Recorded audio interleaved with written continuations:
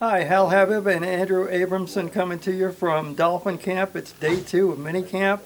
We got some big news out of today, didn't we, Andrew? Yeah, Rashad Jones is back. The long, lengthy holdout minicamp lasted one day.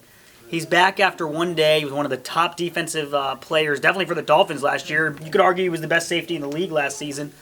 He thinks he's still going to work out a new contract with the Dolphins. The Dolphins did not give him the new deal he wanted before he came back. He still thinks they're going to work out something. Remains to be seen. The team hasn't said publicly if they're going to fine him that $25,000 for missing yesterday, but certainly they're glad to have him back, especially because it's a new staff. I mean, he hasn't worked with defensive coordinator Vance Joseph yet or Adam Gase, so they're glad to have him back, and we'll see if he gets his new deal.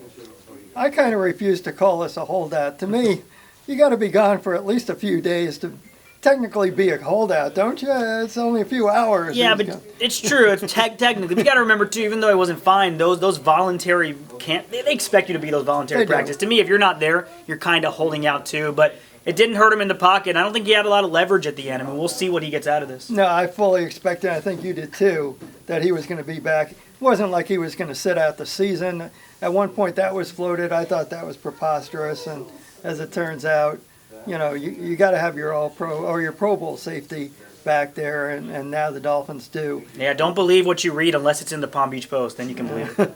There you go. One other thing that came out of today was kind of interesting. Reggie Wayne, the former Pro Bowl receiver, was out here today, and so was Wes Welker.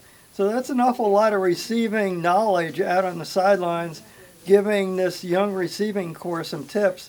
And when we asked Adam Gase about Welker's presence, since Welker has been out here a few times before, it was really interesting. Gase would not rule out the possibility that Welker might be here joining the staff, basically. He said he's going to leave it up to Welker.